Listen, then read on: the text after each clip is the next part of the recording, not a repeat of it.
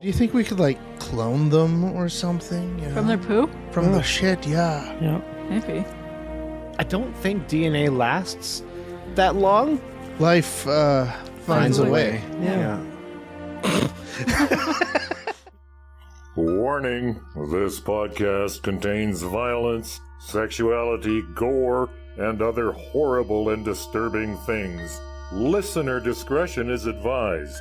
Also, the hosts of this venture are ignorant dipshits, so please do not take anything they say as fact. And enjoy the show.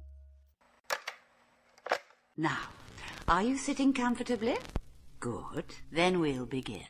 Today we had 15 homicides and 63 violent crimes, as if that's the way it's supposed to be. It is our basic human right to be fucked up. A second plane now has crashed into the other tower of the World Trade Center. Putting chemicals in the water that turn the friggin' frogs gay. The defendant shall be incarcerated for the rest of her natural life with no possibility of parole. You are not machines. You are not cattle. You are men. We were somewhere around Barstow, on the edge of the desert, when the drugs began to take hold.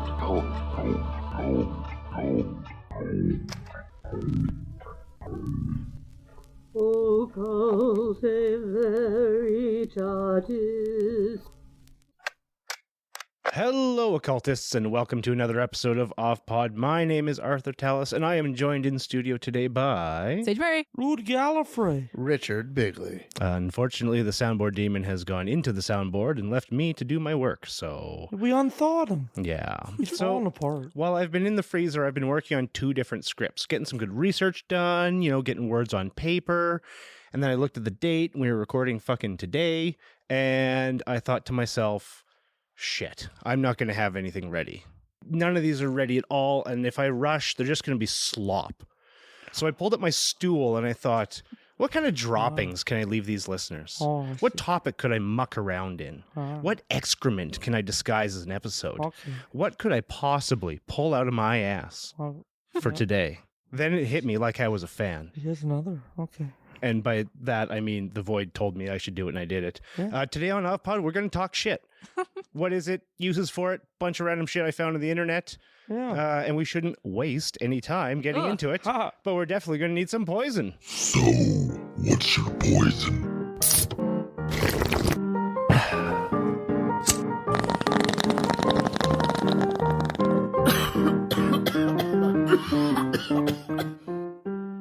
Make sure to log those jokes. I do expect shit puns constantly. For our poison today, we are drinking prune juice. We are eating brownies. Oh, good. And I bought some chocolate logs. Oh, yeah. So please dig in, my friends. I can get a picture of the smegma, I think. In the butt?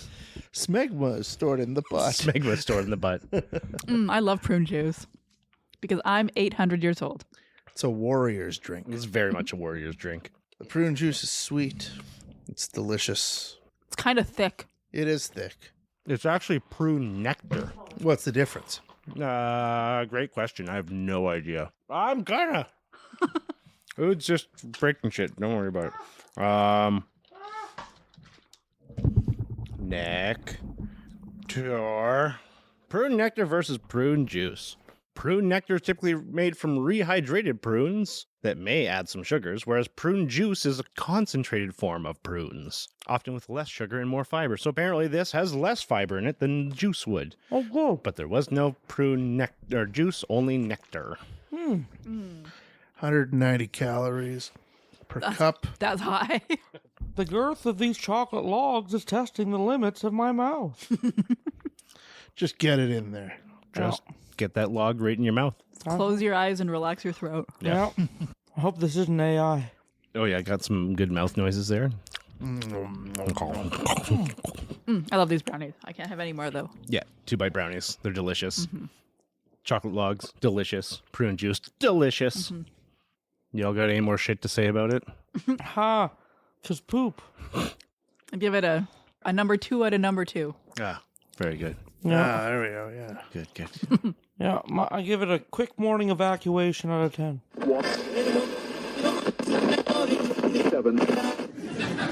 I thought it's easy, that I know what shit means. But it turns out I didn't know shit. I think it's the most complicated word. Like, how can it be if something is bad, it's shit? If something is really good, it's the shit. I would have never guessed that. I had to study that shit. Like if I give shit to you, that means that I'm telling you off. But if I give shit, then I care.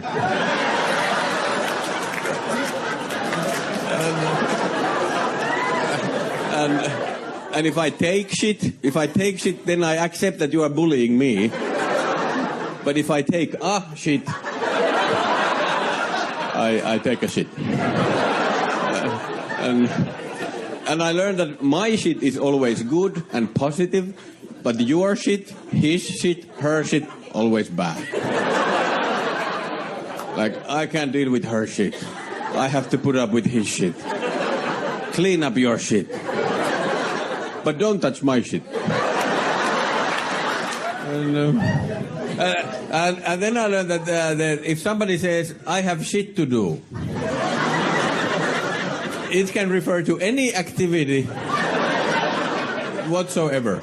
Any, except one, actually shitty. Nobody says that when they're going to the bathroom. Nobody, except me. I love to do that. I love to do that. Oh, I have to go. I have shit to do. So what is shit?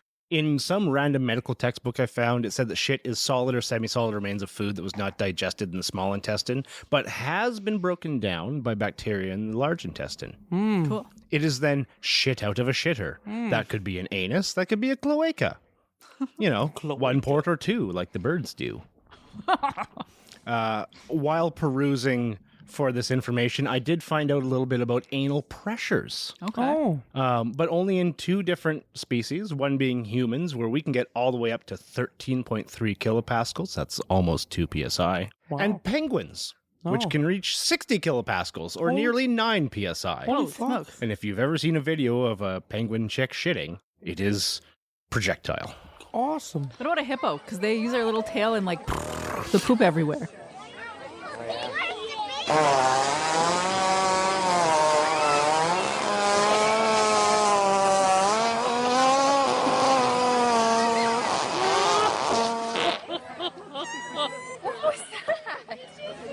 See, the thing that I can't actually figure out is why only humans and penguins, because I couldn't find anal pressures for any other animals. I checked.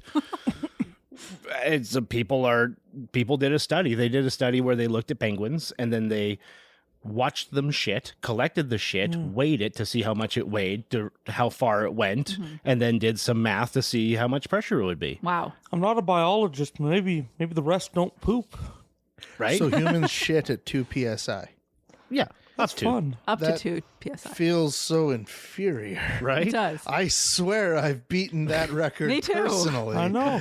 Now, this We're is beaten by a bird. This is a scientific study, right? So they had their group and their amount of people, but I believe in you. You can get those numbers up. Yeah. Oh, yeah. Them's rookie numbers.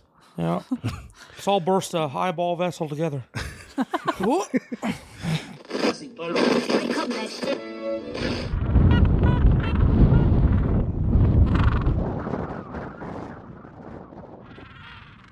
If the words penguin poop make you giggle, it's even funnier than you think. Scientists say there's a lot of laughing gas in penguin poop. Laughing gas? Yeah. Oh my gosh. Wrap your head around this. What? Scientists recently studied the king penguin in Antarctica and started feeling a little sick and loopy, and they started asking why. Well, they discovered when penguin poop hits the ground, it reacts with the soil and creates nitrous oxide known as laughing gas. Wow.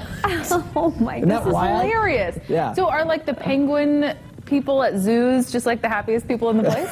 So I was like, why am I always feeling a little nauseous when I'm at the zoo? You know? Oh, this is great. I don't know if the reaction is great enough for like just a couple of penguins at the zoo, but apparently they have so many penguins in Antarctica, which as you've probably seen on those nature shows, that when they all get together like that, they eat a lot of krill and fish, which is high in nitrogen, right? So when they eat it and process it and it hits the microbes in the soil, the air that comes out of that is a lot of laughing gas. They seem so Interesting. yeah. Isn't that wild? I wonder if it affects penguins the way that it affects people, you know? They seem I wonder if really, they're just in a better, like as an animal, they're just like in better moods than other animals. You Maybe know? this is why when you see penguins, they're always kind of walking around like this, because they're always a little They could actually walk just fine, but they choose to waddle because of the laughing gas. That's pretty good.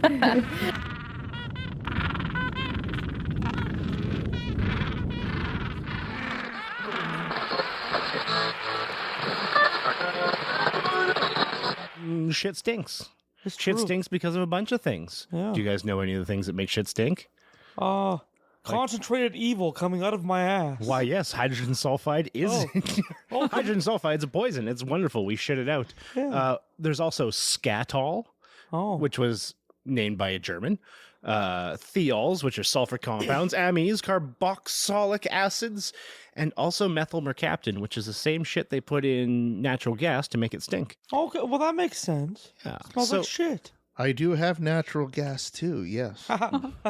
So shit smells bad. Yeah. And it's kind of gross. Yeah. But those two things are actually not related. Shit smells bad because of evolution, because we shouldn't touch it. It should stay on the floor. But it grosses us out because of society. They did a study with upwards of 2-year-old children. They had no problems with shit. They would touch shit all they wanted. They would... Is it your mic? Is it my mic? Oh. Oh, you have static. Yeah, in certain spots. Oh, there's a kink in your cable somewhere. God damn it. Kinky cable. Ooh. Kinky cable. Okay, it's stable now. So yeah, kids under 2, no problem with shit. I have not had a child under 2. Sage, any? He was never really a poop kid. Not a poop kid? He didn't reach in. He never had any real interest in it. Oh my God, this fits so well with the photo I sent you of the Home Depot bathroom that I was in, where it was like, there's like flush only toilet paper or whatever. And it's like, okay, well, kindly to pick up this turd then and put it in my pocket and Gently dispose of picks it up later. turd and places it in my pocket. One of the interesting things I found in that study was that cultures where we use flush toilets are more opposed to shit than people cultures who don't. So places that use squat toilets or ones that are like composting toilets or a latrine, they're fine. They'll deal with it. It's fun, pick up turd, whatever. But us, it's like, that goes in the toilet. I can't touch the poo. Yes. I very much cannot touch the poo. It's like when you've taken a shit after eating a Vegemite sandwich and like the brown streak on your finger, you got like a 50-50 chance of something edible. I'm just saying, those are acceptable odds. It's safe to lick off. I think 50-50 chance. Yeah. I think you might be a bogan. Is that right? Are we figuring that out? You don't want a chance wasting food. There's got to be at least one Australian that can weigh in to tell me if that's a bogan thing for Richard Bigley to do. Could be. Is Vegemite that salty stuff? Yeah. Yeah, like a soy sauce, but like a thick sauce. It's a yeast extract. I think we can lose some of that. That's okay. No, it's delicious. I've never had it. It's poison. Next poison will be Marmite. Vegemite. Salty yeast. Hard to find Vegemite. Easier to find Marmite. Let's talk about shit that isn't shit. Oh. It's called meconium. Oh, that's like when that's the baby poop. Absolutely. It's the very first shits after birth. It's horrific. It's terrible. It's made of intestinal cells. It's made of lanugo, which is the weird baby hair that they have that falls off. Yeah. It's made of snot and amniotic fluid and bile and water, and it's black and tarry. But it's sticky and it's so hard to clean off. Does it smell? I don't remember. Because everything I read said it pretty much doesn't smell like anything. Yeah, I don't think it smelled like anything. It's probably sterile, but some people have found bacteria in it. But, when you clean it off of a diaper, it's probably going to get bacteria. But we think it's sterile. Yeah. Oh. You can get it gold-plated for memories. Yeah. Yeah. The first food. I feel like I used like 5 billion wipes to get it off of minis, but oh yeah. Sorry. Yeah. my son.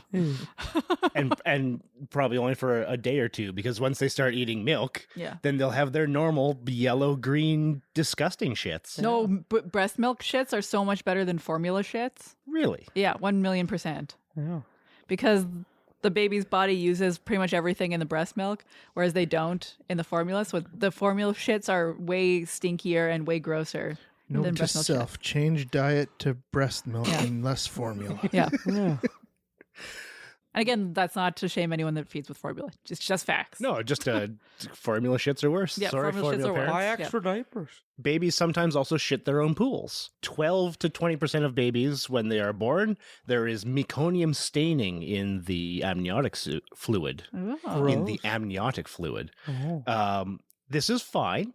Babies can shit their own pool. They just can't breathe it in. If they breathe it in, then they go into respiratory distress, and it's a big thing. Yeah. And then the doctors come with the nose bulb and it out of them. But very common, and about 1 in 5 have some shit in their pool. Oh, good. It can also be used to test for drugs and alcohol to see if the mother had been using it all. I guess that would show up in there.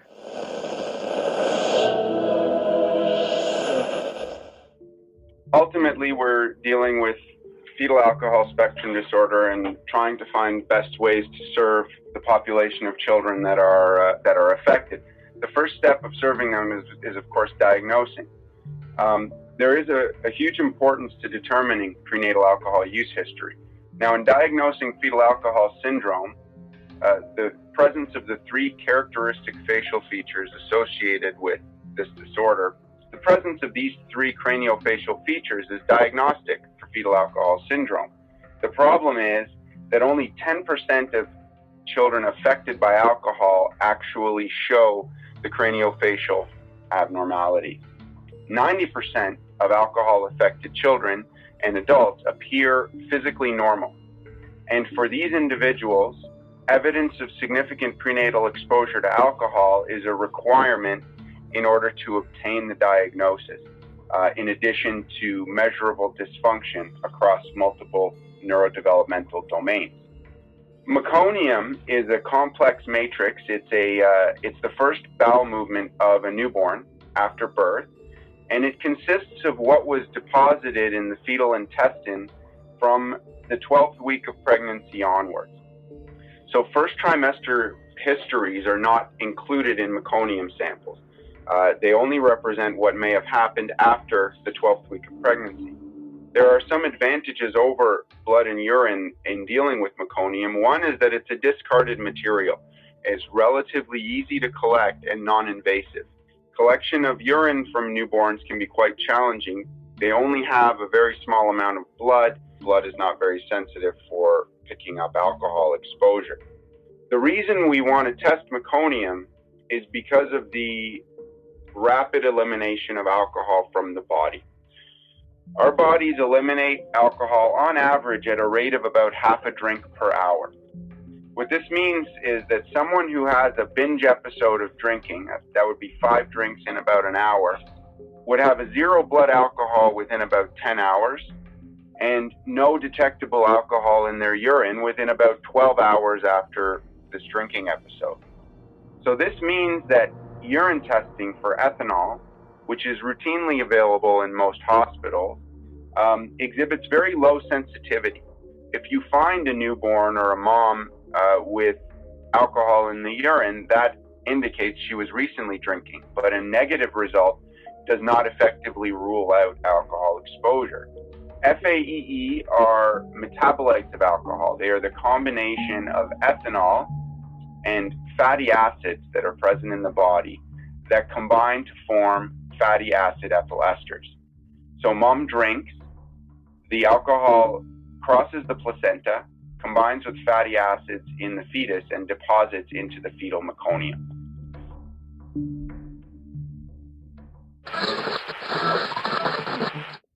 Critters that can't eat without eating shit. Oh. I got... Like my dog Panda. Like your dog Panda. Yeah.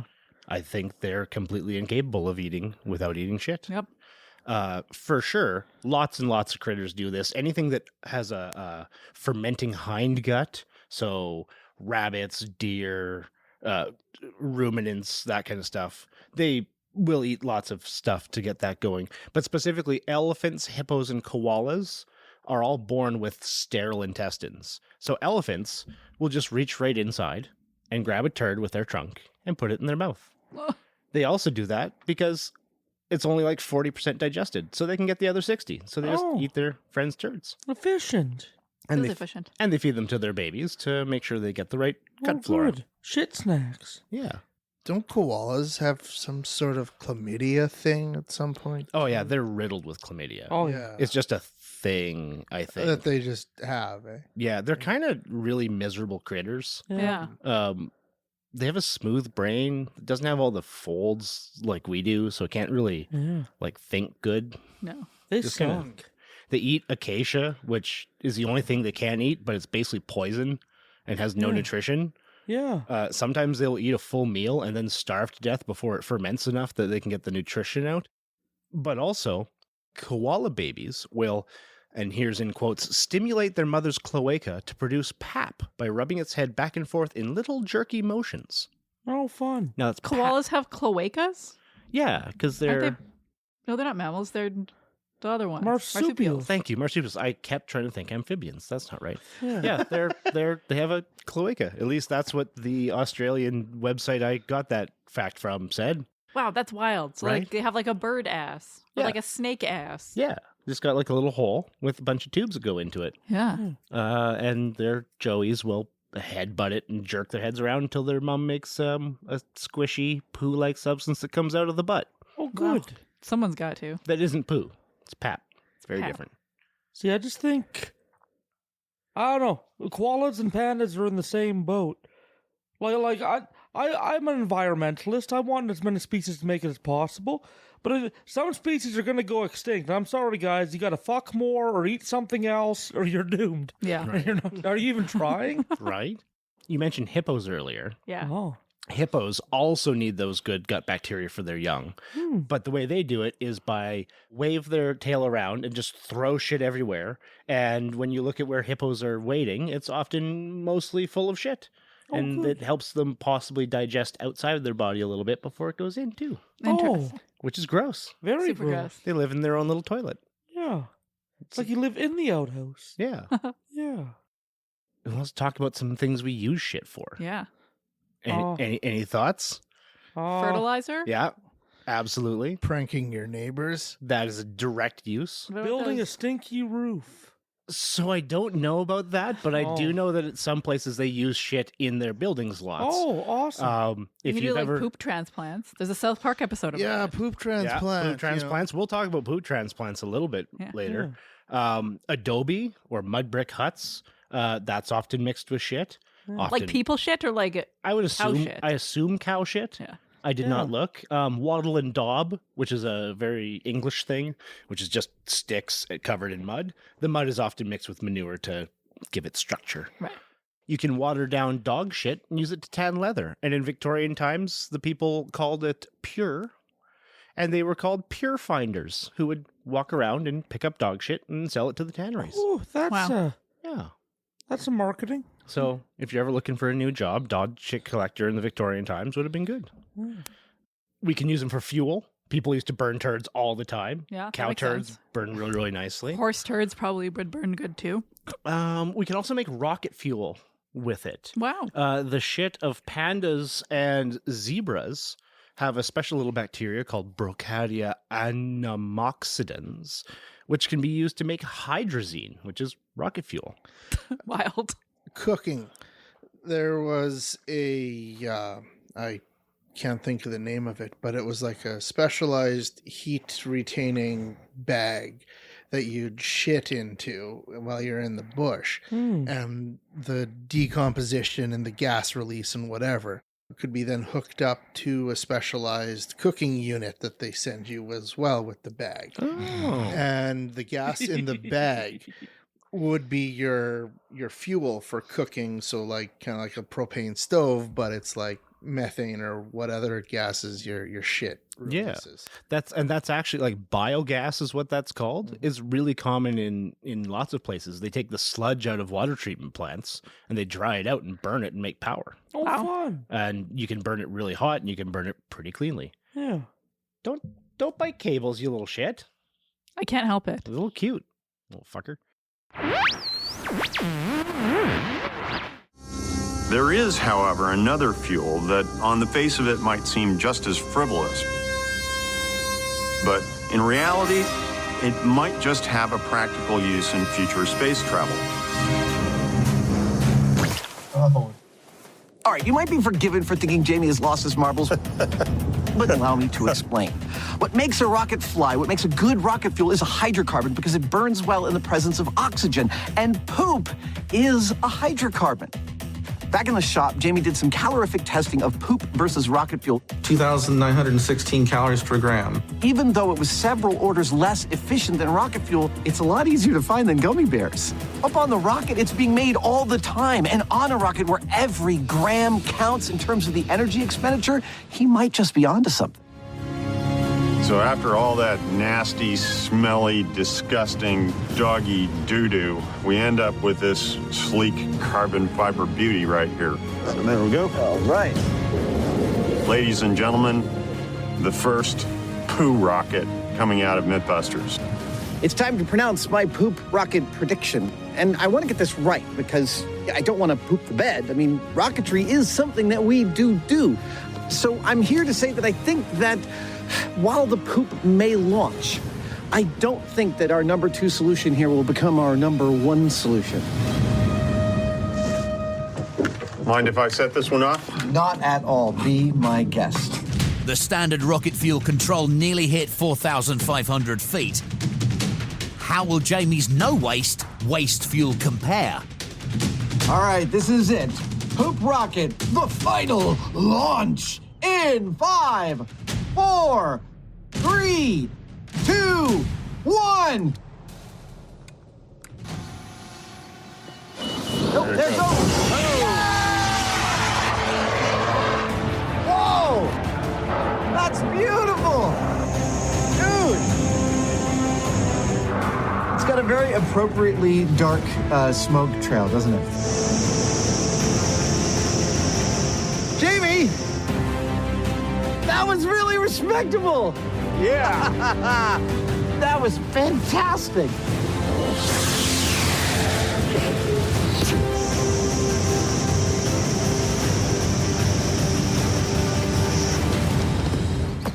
Oh!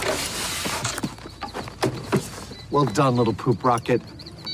Okay, so the telemetry is telling me that we got 2,900 feet. That's pretty respectable. Respectable? It's downright phenomenal. Here's the thing you need to know about why poo is amazing. It's always going to be there, and it's totally useless.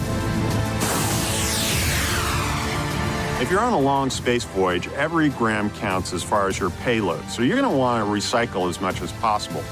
With something like urine, it's not so hard. You can filter it and treat it and then drink it again. But with poop, it's not like you're going to be able to process it and then reconsume it. We have, however, shown that it might just be a viable rocket fuel. Who knew? We also have insect tea. So insect tea is when you take an insect and feed it a plant, it shits, and then you turn that into tea and eat it. It's part of traditional Chinese medicine. Everywhere you look, there's tons of things saying the health benefits of it. I'm not going to talk anymore about that. But you can have leaf hoppers that eat true tea, Camellia sinensis, moths that eat crabapple or walnut or laurel, not Yanny.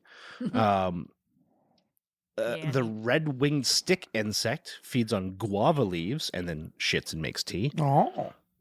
And there's also panda tea, which is just tea plants fertilized by panda shit. Oh. Which is a very readily usable resource because pandas shit about 50 pounds a day. Wow. It's a lot of bamboo. And it's only 80%, no, only 20% digested. 80% of it is just bamboo. See? Because they're carnivores. See, they suck. And their guts aren't meant for doing that. See, eat something else. You're going to die as a species. Like, look up a panda turd. It looks like, you know when you take sunflower seeds and you shove a whole bunch in your mouth at once, and then you chew them all so it gets all crunchy, and then you get all the suck good out, and then you spit out the chunk of It's like that, but bamboo and a panda's ass instead of my mouth. Oh, interesting. There was a lot of suck and spitting there. Okay. My second to least favorite one is Panchagavya, which is a traditional Hindu ritual where you take cow dung, cow urine, milk, curd, and ghee, the 5 cow derivatives, which is where the name comes from, mix them together, and you drink some of it. Oh, good. And Why? it because cows are sacred, and all the different things of cows are sacred in Hinduism, and like certain gods live in part of that. And in fact, some of the things I read, and I'm not an expert on Indian religions, I really know nothing. So please, if you know more, feedback at offpod.ca. Let me know where I've failed. Allow me. It refreshes your spell slots up to 6th level. Oh, shit. Nice. Yep. It does actually, they say, treat tuberculosis, psoriasis, eczema, improves digestion, nourishes your hair, purifies your blood, cures cancer. There's the Journal of Ayurvedic Medicine says that it does all that. So, I'm not going to tell them anything. Studies outside of that journal have said that it doesn't do anything. Also, there is at least one website where you can buy incense made of this stuff. Oh. I didn't go for that. Well, you don't want your house to smell like cow shit and piss? No. And ghee? Burning cow shit. Cow shit. Yeah. One thing to note is that cows in India eat grass. Almost entirely. Yeah, not like corn. Yeah, and cows in North America are almost all grain-fed, so their shit is way worse than grass-fed. Even places in Africa, they still like use cow dung to like coat surfaces. Yeah. There's a TikTok I watched that had a lady coating her winnower for winnowing grain, and she's like, "I know this seems weird, but it doesn't taste like anything. It doesn't smell like anything. It's just like mud. And it just winnows very nicely. It just covers it nicely. And once it dries, it doesn't smell like shit anymore. Yeah. Well, like I said, we have an inbuilt disgust to all shit because we don't deal with it. But people that deal with it more. Kind of like friends in healthcare. When they deal with it as a day-to-day occurrence, dealing with patients and their shit and having to clean them or move the shit, they are very desensitized to it and doesn't bother them anymore. Yeah. Ask a service plumber if he's afraid of shit. Right. Yes, that too. You just get used to it after a while. It's amazing the things that nurses talk about on their lunch breaks.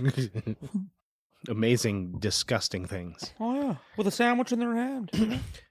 Now, Panda eats a lot of shit. Panda does eat a lot of shit. But humans eat shit too. Yeah. There's a lot of things that humans eat for shit. Oh, good. One of them is called Black Ivory Coffee. Oh. So this is Thai coffee that has been shat by elephants. It's $2,000 a kilogram. Whoa. Oh. And in 2021, only 215 kilograms were made. Initially, it was part of an elephant sanctuary where they fed the coffee beans to the elephant and then picked them up in front of the sanctuary. It's not anymore, but they still donate a bunch of money there. That's good. So, that's a good side gig. Yeah, it says 8% of their sales go to the Golden Triangle Asian Elephant Fund in Thailand. So why wasn't that our poison? We can't afford it. Yeah, we can't afford that one. Join our Patreon so we can have some of that shit coffee. Yeah. Isn't there like that fancy cat serval or whatever coffee? Yeah, Kopi Luwak. Yeah. Yeah, Kopi Luwak, very, very similar, but instead of an elephant is a civet, which is like a weird cat thing. Yeah. Cat monkey? Yeah. Kind of thing, yeah. In both cases, they don't get any caffeine from it. So there's no harm to the animal. They just eat a thing and shit out a seed. It's breakfast. Perfect. Can we feed it to them now? Let's do it. Let's do it. Whoa. They're hungry. Straight into it. Oh, man. You greedy elephant. You want some? So, Blake, what's actually happening to the coffee when it goes into the elephant? Well, two things are essentially taking place. One, I'm going to put it down. Here you go. The first one is that there's fermentation taking place. Elephants are herbivores. And if you think about wine and grapes, it's the same thing that's happening in the elephant's stomach. Essentially, the coffee's going inside. It's fermenting up to 72 hours. And in that period, all the flavor from the cherry and also the other food is mixing together in the stomach, fermenting and really giving it a distinctive flavor. That's the first. And the second is elephants have enzymes that break down the protein. Protein is one of the reasons why you have bitterness. Take away the protein, you've got a less bitter coffee. Wow. And why elephants? I mean, like, you could have used any animal. I mean, honestly, why these magnificent beasts? Well, essentially, this is the best choice. If you consider things like how accessible the animal needs to be, can you get close to it without killing you, dental structure, monogastric, one stomach, all of these factors together basically result in an elephant being the only choice. Amazing. But you couldn't use an African elephant because that would kill you. I wouldn't want to do it. It's got to be the Asian elephant. Yeah, anything wild elephant, period, I wouldn't want to get near. So these ones work. These guys are good. So basically all of the magic of this coffee happens in the digestive tract of the animal. Exactly. So we'll find out the rest in about 72 hours. There you go. And you got to go to the other end to collect the coffee. Yep. There you go. This guy's hungry, man. He enjoyed his breakfast. Give him that much. That was a good breakfast, wasn't it? Beautiful. All right, guys. So I had my wife smell it. She didn't really like the smell. To me, it smells like cherry with a hint of chocolate. That's what it smells like to me. She don't like the smell. But to me, it smells all right. Now we're going to taste it without the creamer, without the sugar. So let's do it. Whoa. I'm not going to lie, it's smooth. It is smooth. And it don't have as much bitterness to it, so they were right about that completely. It tastes more like a light roast, and you guys already know that I'm a dark roast guy. Nah, player. I probably won't be drinking that again. I mean, obviously, guys, I'm still going to drink this because, you know, it is a $60 cup of coffee, but I'm definitely not going to let this go to waste. The final shit recipe here. I do have one piss recipe. I couldn't leave it out. I know this is the shit episode, and we'll do a piss episode later, I promise. Oh, good. One of the 54 traditional fecal recipes that was found in traditional Chinese medicine by a study. God, that's too many fecal recipes. Now, almost all of those, all but one, were animal shit. This one was actual human shit. Oh, good. It's called yellow soup. No. So it's mixed with water, and it's given to people for stomach problems, indigestion, diarrhea. And this was in the 300s BC that this was written down first, and it's thought that this was a very early form of fecal transplant. Yeah. Because it was always from a healthy person. Replenish the gut biome, you know? Yeah. Yeah. Also gross. Yeah. It's gross. The last in the eating section for now is the piss one. These are the virgin boy egg. Oh, yeah. Have you heard of these? I've heard of those. This is all new to me. It was amazing. Yeah. So in Dongyang in China, it's a city, companies that produce these eggs will go to elementary schools and put receptacles in the hallways that the boys under 10 years old, can't be over that. You don't want 12-year-old boy pee. No, it's too old. Gross. But 10-year-old boy pee and under. So they'll that's fine. They'll pee in the buckets. The teachers have to remind them, if you're feeling ill, if you have the flu, don't pee in the bucket. They'll also apparently go around in parks and see if parents will allow them to collect their child's pee in a bucket. Wow. And then their child will pee in the bucket and they'll keep it. Wow. Then you boil your egg in the pee for an amount of time, pull it out, crack the shell, and put it back in so you really get the good seepage. And really marinate those eggs. Yeah. Don't try that in America. That's a good way to get shot. I would like your child's pee, please. Right. I'm sure the current president may have had that once or twice. Oh, yeah. Yeah, I think so. I actually just said read the modern culture section of the wiki, but it's too long. But it's a very fun read. It's kind of silly. Let's talk about different kinds of poo. Let's talk about different ages of poo and sizes of poo. What do you think makes the biggest poo? Fuck. On Earth, as an animal? Richard Bigley after Taco Tuesday. In terms of volume, I'm That's guessing what I have blue written whale. down. Why in terms of volume? Because they probably shit liquid, I'm guessing. You were absolutely right. I assumed that they shit logs. I don't know why. I assumed that you would have like a fucking 10-inch round just out the end. There's a minivan of poo.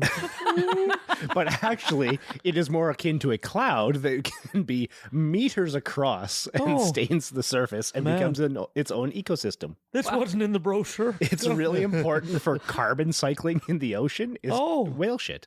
Oh, yeah, because there's something known as a whale bloom where phytoplankton will become numerous and thrive in areas where a whale has shit.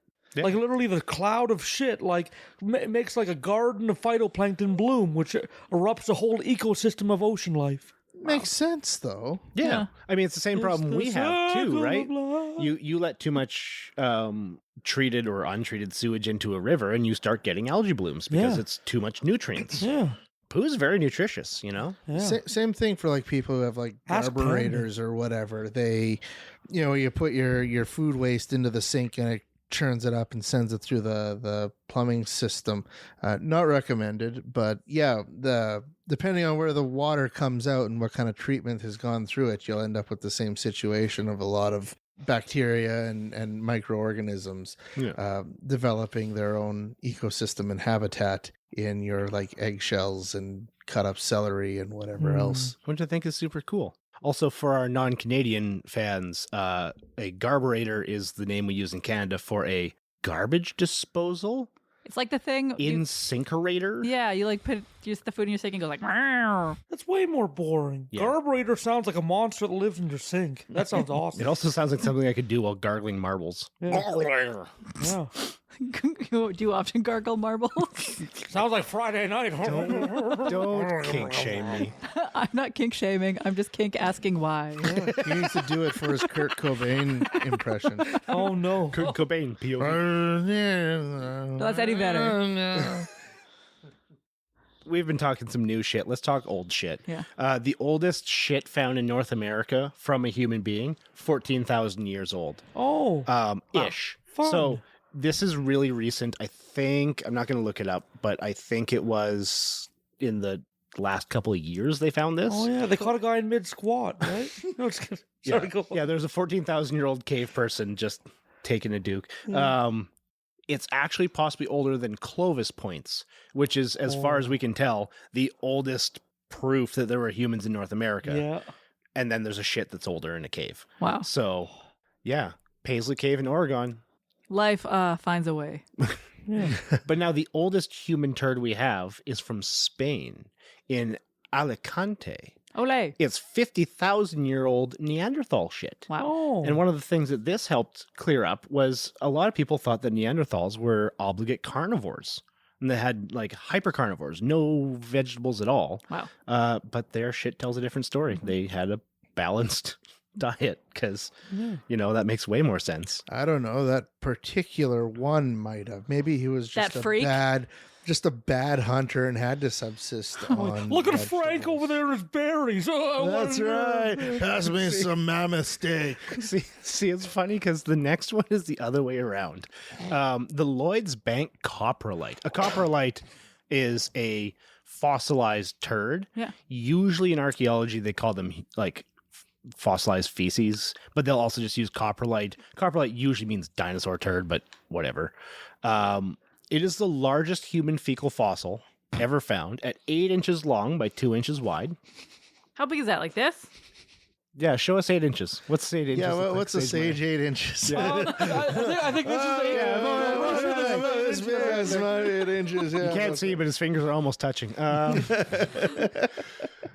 Well, like a ruler is like 12 inches. Yeah, that's a big fucking ruler you got there. That's a ruler, maybe. No. So like 8 inches is like maybe like that. No, so 8 inches is like Listener, this is really funny, and I'm so sorry you're missing it. Yeah, everyone's doing a visual gag. You're missing out. It's really for the room. Sorry, guys. Mochi got it. Yeah. It was in the city of York. And dated to the 10,000 men. We watched them up to top of the hill. And we watched them down again. And when they were up, they were up. And when they were down, they were down. And when they were only halfway up, they were neither up nor down. Speaking of down, shit rolls downhill. Sorry, continue. Back to you, Arthur. So they found this turd pretty much in the middle of the city of York because it used to be a Viking town called Jorvik. Sorry, I was fucking with my eye and I couldn't see. Yeah, Jorvik. So the shitter mostly ate bread and meat.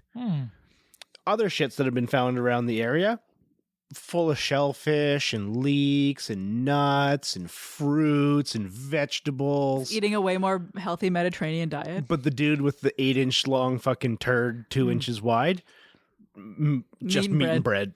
Yep. Yeah, he also had a whole bunch of mawworms and whipworms as parasites. Oh, fun. And it is currently on display in the Jorvik Viking Center in York. Wow. And is being repaired, as far as I know, because in 2003 it was dropped and broke into 3 pieces. No, someone dropped the shit. They dropped the oldest shit. You can find pictures of it. If you look up Lloyd's Bank Copperlight or just oldest shit, you will probably find it. It looks like a turd.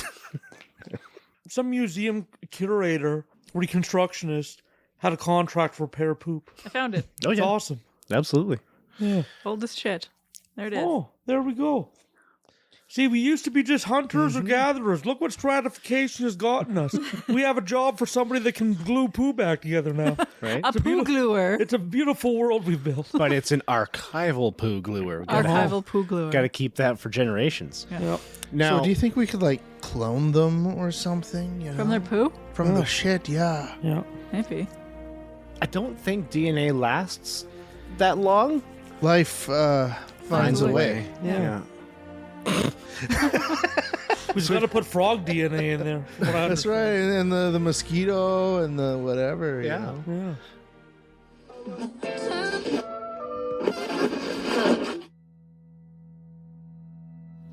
In the past, typically people have used these coprolites, particularly human coprolites, as indicators of past diet, such as seeds and stems and whatever else is in there, and try to, on the basis of the materials that they pull out of the coprolite, try to reconstruct what people ate in the past. And some of the earliest coprolites go back several thousand years in the Great Basin area. Now, more recently, with greater technological ability, people have started to think, well, maybe we can do other things, other types of analyses to study these coprolites and get other kind of information that's a little more sophisticated. And one of the examples that's very current these days was some coprolites, human coprolites, that were recovered from Paisley Cave in Oregon, where not only did they recover these coprolites from the deposits, but they also applied several different types of analyses, among which was DNA. At the same time of doing the DNA analysis, they actually dated several of these coprolites, and they came out to dates between 12 and 13,000 years ago. And so the claim was made in science, these represent the earliest human coprolites in North America, and that these show clearly, without a doubt, that we have, again, pre-Clovis occupation of this part of the world, without a doubt. Interestingly enough, I received some of the specimens, a specimen, and put it under the microscope, and lo and behold, what I saw in the microscope was not typical at all to a human coprolite that I've seen a number of them from the old world. And instead, this looked just like a herbivore that I've seen, something that could be sort of like a camel. We analyzed this thing, and we claimed and wrote into Science as a little note saying, well, it's based on what we could see, this is not a human coprolite. For the moment, we haven't really found out exactly what the original authors, how they responded to our claim, but it raises a whole issue of when you analyze something, and this is where the science comes in, more and more these days science exploits these high-tech techniques like DNA analysis, but it might be a little bit better for us to say, well, gee, what actually am I dealing with, rather than just take the sample, grind it up, extract the DNA out of it, and then analyze it and get an analysis of something that you're not even sure if it's human. And in fact, when this paper came out, there were a number of researchers that said the DNA that's in the sample is contamination, not so much by the people who analyzed it, but by subsequent occupations inside the cave where people came and either urinated or defecated in the site. And as a result, the DNA that they actually measured in Denmark is not the DNA at the time that this coprolite was formed in the digestive gut of what we think is a herbivore.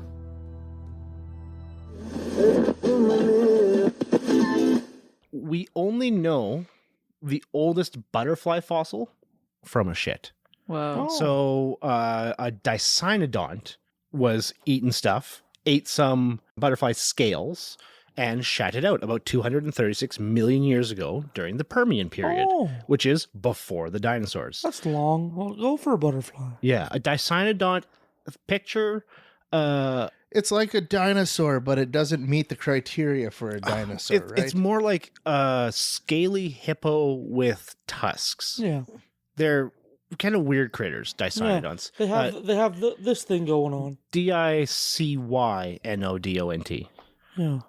I don't know why it's that. It was found in Argentina, and they found so this cute. very small, 200 micrometer long Oh, yeah. butterfly scale. Yeah. And the coolest thing about this is that through molecular clock studies, we've figured out that butterflies likely showed up around 241 million years, but I fucking hate butterflies. we'd only found them at 200 million years, which is well into the dinosaur times, Jurassic period. But now we know because dicynodonts maybe ate a butterfly. Good. Let's talk about the biggest, oldest shit we had. The largest coprolite used to be a T-Rex coprolite found on the river Saskatchewan. East End, Saskatchewan. Fuck yeah. The same place they found Scotty, the largest T-Rex in the world that I feel we like found. I've seen that shit. In your face. How do they know it's a T-Rex shit? That is an excellent question. So first, the size. It's bigger than pretty much any other turd would be, and you would need a very large-sized animal. But I'm sure a Brontosaurus left some pretty nasty...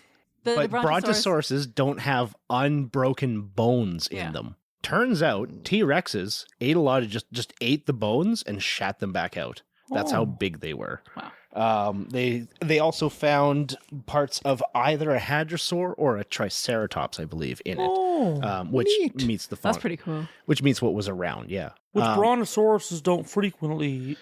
No, they're mostly tree eaters, and I would assume small birds. Yeah. Dinosaurs. Yeah, I can't believe that everyone eats small birds. Everything I can't believe eats. that. That blew my mind. You ever just see a chick, right? They're like this big around. I'm holding my fingers out to show how small a small chick is, and just think, I could pop that in my mouth.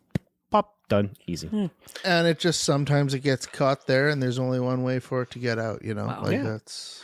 So this turd is in the Royal Saskatchewan Museum, but it is no longer the largest T-Rex turd or the largest coprolite. The largest coprolite is owned by a gentleman named George Franson, who owns the Pooseum, the world's largest collection of coprolites in the world, out of Virginia, I want to say. I don't remember where Saskatchewan's biggest poo was outperformed by the owner of a poo museum? Yes. This is an outrage. However, it was found in 2020, and the T-Rex coprolite was found in, I think it was 98 or somewhere around there. So we were the largest and only T-Rex shit for a while. Okay, so what we got to do now is you know how they had that movie where the guy had to steal the Declaration of Independence? Yeah. We need to go down to Virginia. We need to steal this fucking shit, hey? I feel like that would be closer to the where they have to go steal the Stone of Scone, the Scottish rock under the throne. Yes. Yeah, so he found this coprolite in a private farm outside of Buffalo, South Dakota. It was 2 foot 2.5 inches long by 6.2 feet wide. 6 1/5 wide. Is that a round? So it's rough. It's roughly banana shaped. Yeah. And on the outside most banana of it, it is 2 foot 2. I think it was 1'9" in the inside. Wow. And then it's a good 6 inches around. Also weighs 20.5 pounds. Oh, fun. But I mean, that's what it weighs as a rock. Fossil, Yeah, as a rock, as a completely not mineralized what rock. Yeah, not as like the original shit. Yeah, correct. So how do you tell that something is a shit versus a rock? So there's a whole bunch of rocks called pseudocoprolites because rocks do just look like turds all the time. I'm not 100% sure, and I'm not going to Google it right now to find out. But from what I remember, it's more about the phosphorus content. Okay. There was a large amount of coprolites that were found somewhere in the UK or the US, and they mined them for phosphorus in the same way that you mine bat guano for phosphates. So I'm guessing it's the chemical composition of it that is more likely to be a shit than a rock or whatever else. And what animal was that again? T-Rex? It was a T-Rex. Yes, it was. Yeah, it was a T-Rex. Okay. Well, they think it was a T-Rex for the same reasons. It's so big, it's full of bones, and it's just nothing else that we know of there would have made a shit that big that was full of bones. And the worst part about being a T-Rex is they got the little tiny arms, which means they couldn't even like wipe their ass after. No. And so toilet paper was not a really big thing amongst the T-Rex crowd. No, and they haven't found any fossilized sponges on sticks yet, so they weren't doing the Roman thing. He did name the turd. The turd is named Barnum after Barnum Brown, who found the very first T-Rex in 1902. Neat. What an honor. Yeah. I think that's all I had for old ones. Are you sure God just didn't put that there to test our faith? It very well could have been. I'm just saying. It very well could have been. God needs a hobby. He's bored. Yeah. In over 100. Hello, everyone. My name is George Franzen, and I hold the Guinness World Record for the largest collection of coprolites, or fossilized poop. So now let's take a look at a bunch of great specimens from my poo safe. Look at this big, beautiful one. It looks like it was just made. Oh, this is a little box full of poo. Big pellets, little pellets, medium pellets. Not only do I collect just fossilized poo, I collect fossils next to poos or on poos. Look at that poo. It's almost like a big grin for this exciting poo. All fossilized, I don't collect fresh poo. I also hold the record for the largest coprolite in the world. The only carnivorous dinosaur that was large enough to dump this remarkable bone-filled poop 70 to 66.5 million years ago during the late Cretaceous was a Tyrannosaurus rex. Knowing what type of creature made a specific coprolite helps us piece together what prehistoric ecosystems looked like during a certain time and place. Number 5. What goes in must come out. This is Barnum, a Tyrannosaurus rex coprolite from South Dakota. Barnum is the largest coprolite in the world. Tyrannosaur coprolites like this one provide a wealth of information about the diet and digestion of this formidable dinosaur. By studying the bone inclusions, we can tell that T-Rex crushed and consumed large quantities of bones when it ate.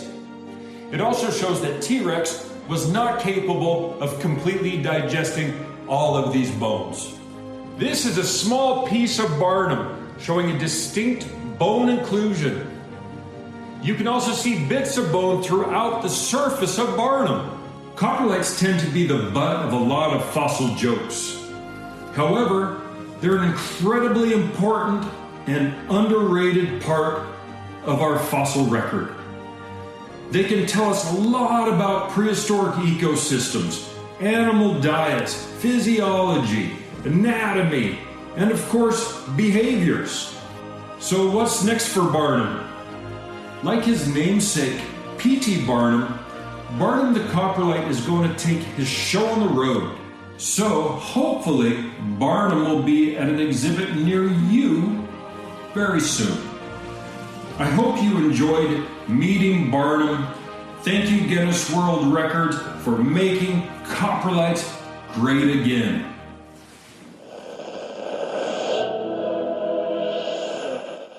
Now, the rest of this, I'm going to warn us, is mostly just a bunch of fun facts that I found while looking, researching the rest of it. I just went on turd holes about it. Turd holes? Two rapid fires, like me after chili night. Yeah, so I apologize that this is going to have no relation to each other. But it's going to be neat. But it's going to be fun. Whatever you say, Deuce. First off, Mozart loved shit, loved poop, loved toilet humor. Oh, who doesn't? He loved talking shit to people.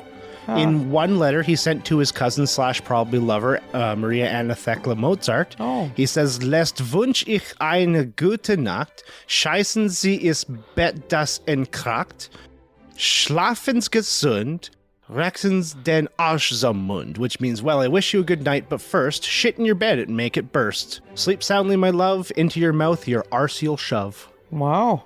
Romantic. He was a poet. Yeah. And they say romance is dead. He also wrote some songs, this Mozart character. Also, weird request. Can you shit in your bed before you go to sleep? And burst it.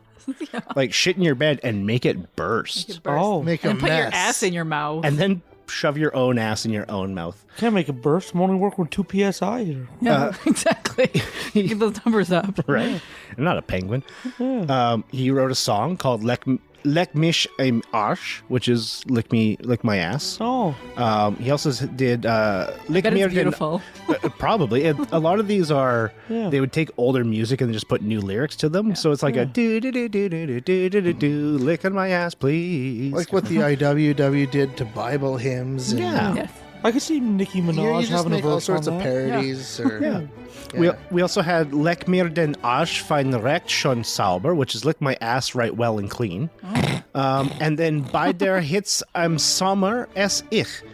In the heat of summer I eat, which talks about all the foods he likes to eat in summer that make him shit and fart. Oh, fun. Found another turd that has to do with it. Margaret Thatcher. Oh. When seeing Peter Schaefer's play Amadeus, the director talked to her about it. Who would like to read the little quote about Margaret Thatcher? She was not pleased and gave me a severe wigging for putting on a play that depicted Mozart as a scatological imp with a love of 4-letter words. It was inconceivable, she said, that a man who wrote such exquisite and elegant music could be so foul-mouthed. I said that Mozart's letters proved he was just that. He had an extraordinarily infantile sense of humor. I offered and sent a copy of Mozart's letter to number 10 the next day. I was even thanked by the appropriate private secretary, but it was useless. The Prime Minister said I was wrong, so wrong I was. The director of that play sent her a bunch of Mozart letters. Mozart poop letters. Oh. Yeah. Shit for Margaret Thatcher. Yeah. Rest in piss. And it also relates because she opened up a public bathroom when she died. Yeah. Yeah. Yeah. Rest in piss. Now, you read that off my cell phone. I did. Cell phones have emojis. Oh. They sure do. Guess what emoji I want to talk about? Poop emoji. The poop emoji. The chocolate yogurt one. With the eggplant. So the poop emoji has a kind of a weird history, actually. Oh. In Japanese time, or like as of recently, like in the last 20 years in Japan, it's actually a symbol of good luck. Oh. And it's a symbol of good luck because there's this thing called a kin no unko, which is a golden poo. And it is very literally, if you search golden poo, you'll find it. It's a red little pillow with a very shiny gold-plated turd. And it's because kin no unko is a pun on good luck or good fortune in Japanese. So they kind of sound the same, or they both start with the oo sound, which is apparently enough. Oh. So golden poo and good luck are now the same. But it was actually created after an anime character. The character's name was Poop Boy. Oh. Oh my And God. he was in the 1980 to 1984 Japanese manga and anime Dr. Slump.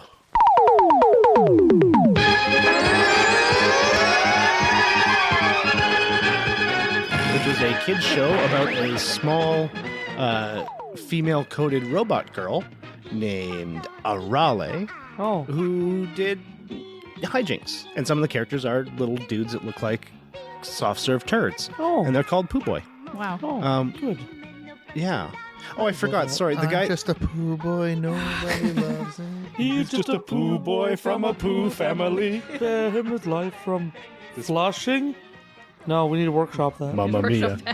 Yeah. I forgot to mention the person that wrote this manga and anime is Akira Toriyama, who also wrote Dragon Ball Z.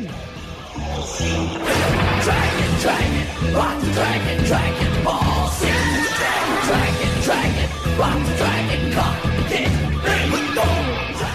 Yeah, Dragon Ball, Dragon Ball Super, Dragon Ball Z, same guy wrote this silly little kids anime. Yeah. And there's actually a crossover episode. Yeah. Poop Boy got famous after he was on Dragon Ball Super, episode 69, Goku vs. Arale, an off-the-wall battle spells the end of the Earth. Episode 69. Nice! If anyone's watching Dragon Ball Super at episode 69, go to the 16-minute mark. That's about where the poops come in. Yeah. Fun fact, the original poop emoji had stink lines. Oh, good. Yeah. Happy about that. Yeah. But if you want to write a letter about it, you'd have to go to India. Because in India, they have Hathi Chop. From Hathi, meaning elephant, and Chop, meaning to press or imprint. Because a lady called Vijendra Sekhwat went to a hilltop shrine and saw all the people were riding elephants up, because it's India. And the elephants were, of course, shitting everywhere, and then stepping on the shit and grinding it down. And she said, you know what? That looks just like paper pulp. Absolutely. Looks like paper pulp. So she took some, I assume, or obtained some. I figure elephant dung is probably pretty easy to grab. And did a bunch of experiments and came out that if you dry the poo and then pick out all the non-poo bits, because there's crap in it, and then you wash it and boil it for 4 hours, it's pretty much just paper pulp. Wow. And then they make paper with it like normal, and it's all fibered up, and it's good. Reduce, reuse, recycle. Yeah. Sure. The website is down, so I don't know if it's still operating or not, but for a while you could... it was only selling in Germany at first, so they were selling elephant poo paper to Germans. Sounds about right. That does sound about right. I said dung. Let's talk about some animal poo words. Okay. So if you have a whole bunch of poo, it's called dung. If you have one poo, it's a dropping. Hey, what's brown and smelly and rings like a bell? What? Dung. Nice. Funny that's joke. That's one of my dad's favorite jokes. That's a very good joke. Cows make cow dung if it's a lot, and if it's a single one, it's a cow pat, a cow pie, or I like this one, a meadow muffin. A meadow muffin. I used to throw these like frisbees when I was a child. Yeah. My little meadow muffin. If you have a carnivore, like a cat or a dog, they have scat. If you have an otter, though, they make spraint. Spraint? What? Spraint. That sounds like a sex S-P-R-A-I-N-T, act. spraint. I'm going to do some spraint tonight, honey.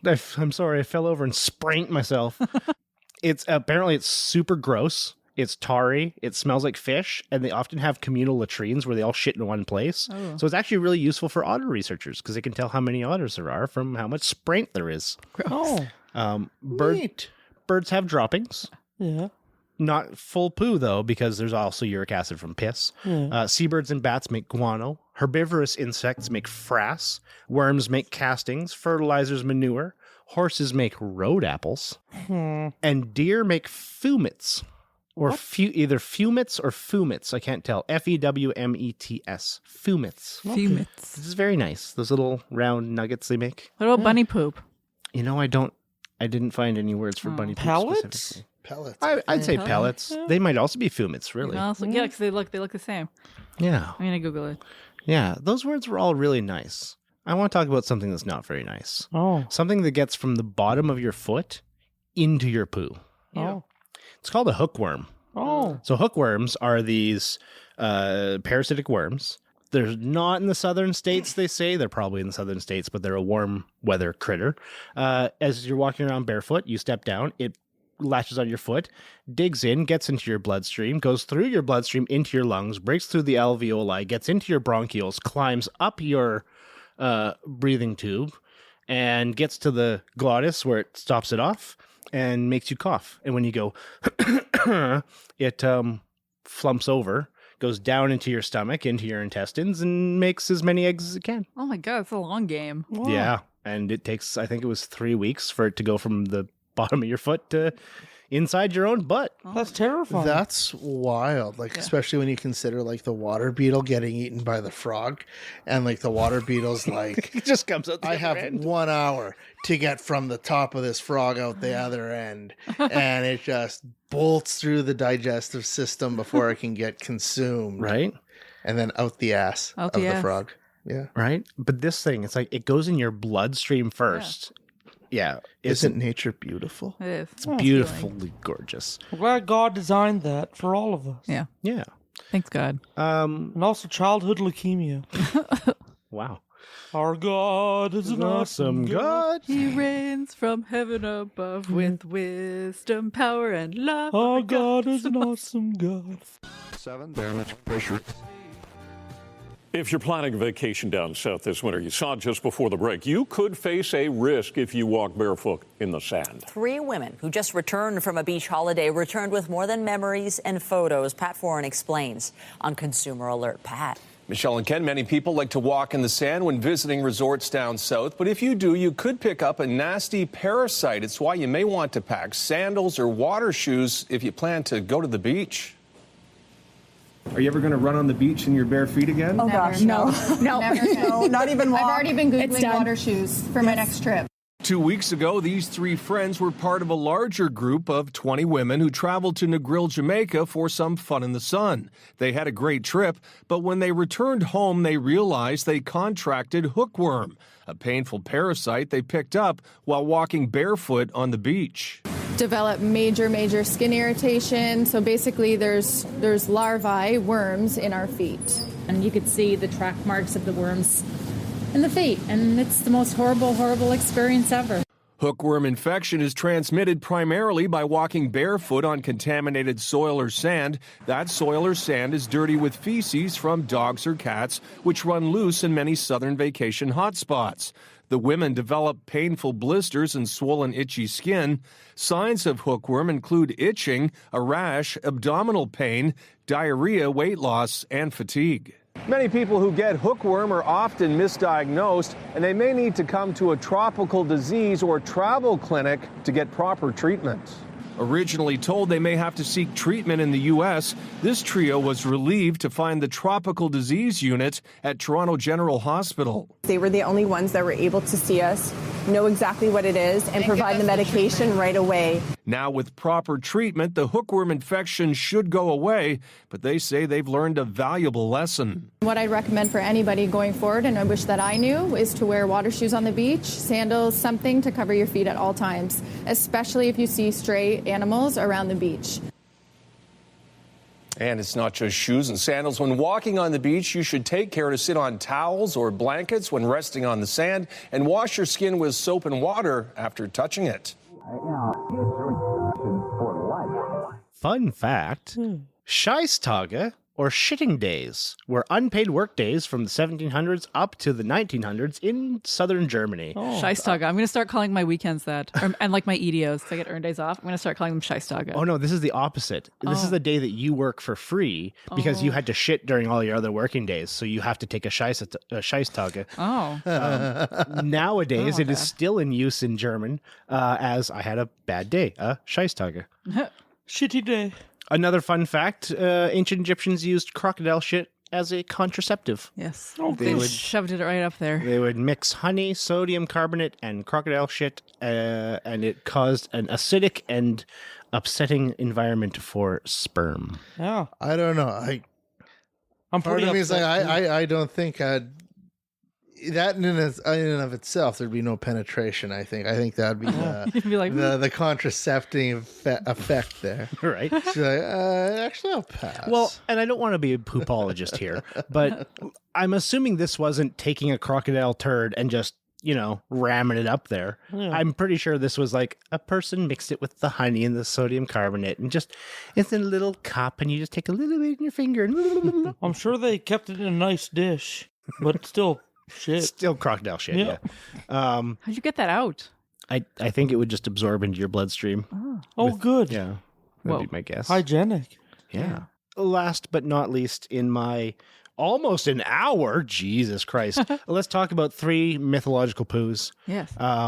The Roman goddess Cloacina, or Cloacina, from the same word cloaca, meaning sewer, was the goddess of shit and the Cloaca Maxima, which was the large sewer in Rome. Wow. There's a mythological animal. It is called a bonacon. Here's its entry from the Aberdeen Bestiary. In Asia, an animal is found which men call bonacon. It has the head of a bull, and thereafter its whole body is of the size of bulls, with the mane neck of a horse. Its horns are convoluted, curling back on themselves in such a way that if anyone comes up against it, he is not harmed, but the protection which its forehead denies this monster is furnished by its bowels. For when it turns to flee, it discharges fumes from the excrement of its belly over a distance of 3 acres. Wow. The heat of which sets fire to anything it touches. In this way, it drives off its pursuers with its harmful excrement. Wow. Just a mighty shitter. Yeah. If you ever want to be a cryptid, be a bonacon. Yeah. That's pretty good. Someone tells you to get out of the forest, just shit at them. Just shit at them. Maybe that'll be the next Zelda game. Yeah. And the final thing, I couldn't help but put one in, is from the Bible. 2 Kings 6:25, and there was a great famine in Samaria as they besieged it, until a donkey's head was sold for 80 shekels of silver, and the 4th part of a cab of dove's dung for 5 shekels of silver. Oh. So that's, it's bad inflation when the 5th part of a cab of pigeon shit is $5. Yeah. Dang. 5 shekels. 5 shekels for But- pigeon shit. That's about the end of that excrement. Any other shit-related things you would like to let us know before we let our poor listeners go? What a shitty episode. Very shitty episode. Real stinker. A real clunker. Friends, if you have any shit facts that you would like to send us, again, feedback@offpod.ca. Please send me turd jokes. I will laugh at them. Yeah. Shit facts that you would like to send us, again, feedback@offpod.ca. Please send me turd jokes. I will laugh at them. Yeah. For Occultae Veritatis, I've been Arthur Tallis. Sage Murray. Ood Gallifrey. Richard Bigley. Thank you. That's all I'm going to do. Love you, bye. Okay, thanks, bye. That was a good one. That's a good one.